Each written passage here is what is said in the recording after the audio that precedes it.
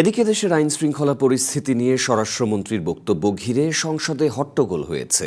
বিকেলে সংসদ প্রশ্নোত্তর পর্বে বিগত অন্তর্বর্তী সরকারের শেষ 6 মাস এবং বিএনপির প্রথম 6 মাসের তুলনামূলক অপরাধ চিত্র তুলে ধরেন এনসিপি সংসদ সদস্য হাসনাত আব্দুল্লাহ।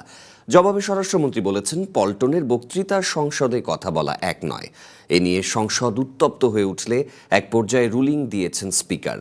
তিনি বলেছেন, এমপিদের আক্রমণাত্মক বক্তব্য এবং আচরণে সংসদের ভবিষ্যৎ নিয়ে তিনি শঙ্কিত।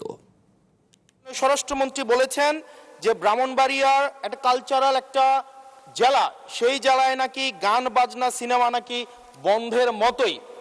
আজকে আপনার মাধ্যমে মাননীয় স্বরাষ্ট্রমন্ত্রীর কাছে প্রশ্ন।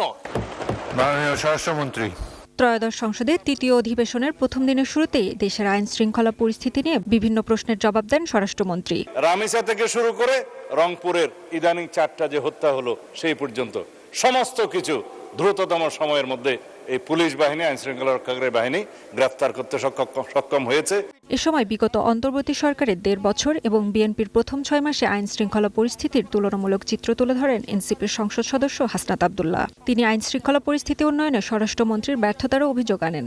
এই 6 মাসে মাননীয় স্বরাষ্ট্রমন্ত্রীকে law and order situation restore করতে পেরেছে কিনা এবং আইনের শাসন সেটি প্রতিষ্ঠিত করতে উনি পর্যাপ্ত ভূমিকা রাখতে পেরেছে কিনা, নাকি উনি ব্যর্থতায় পর্যবেসিত হয়েছে মাননীয় স্পিকার।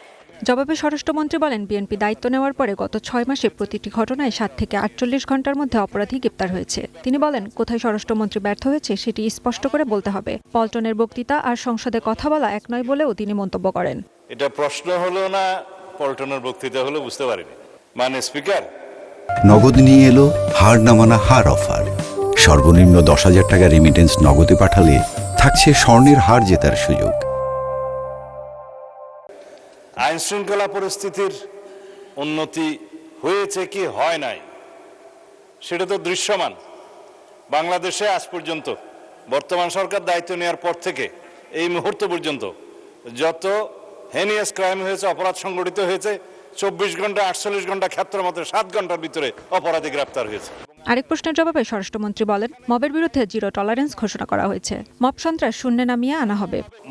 আমরা মবের বিরুদ্ধে জিরো টলারেন্স ঘোষণা করেছি, যেটা ইন্টারিম গভর্নমেন্টের সময় ছড়াছড়ি ছিল এবং উৎপত্তিও বলা যায়। একই সময়ে 89 এটা কমে এখন আমাদের সময়ে আমরা 56-এ আনতে পেরেছি। এটা 0-তে নিয়ে যাব ইনশাআল্লাহ। তবে আইন শৃঙ্খলা পরিস্থিতি নিয়ে জামায়াতের এমপি শফিকুল ইসলাম মাসুদের প্রশ্নের জবাবে স্বরাষ্ট্রমন্ত্রী আবারও সংসদ ও শাহবাগ এক নয় বলে মন্তব্য করলে হট্টগোল শুরু হয়। বিরোধী দলের এমপিরা স্বরাষ্ট্রমন্ত্রীর বক্তব্য প্রত্যাহারের দাবি জানান। মাননীয় সদস্যবৃন্দ, এটা অসম্ভব। সরকারি ও বিরোধী দলের সদস্যদের হট্টগোল থামাতে ব্যর্থ হন স্পিকার। এক পর্যায়ে তিনি ক্ষোভের সাথে বলেন, সংসদ সদস্যরা যেভাবে পরস্পরকে আক্রমণ করে কথা বলছেন তাতে সংসদের ভবিষ্যৎ নিয়ে তিনি চিন্তিত। আমি কিন্তু সংসদের ভবিষ্যৎ নিয়ে কিছুটা চিন্তিত। আজকে যেইভাবে একে অন্যকে কথা বলার ক্ষেত্রে বাধা দেওয়ার প্রচেষ্টা লক্ষ্য করেছি, এটি সংসদের জন্য কোনো ভালো লক্ষণ নয়।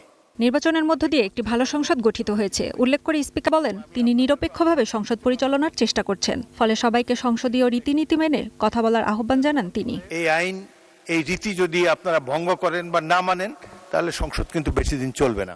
Ishrat Irish, one news, Dhaka.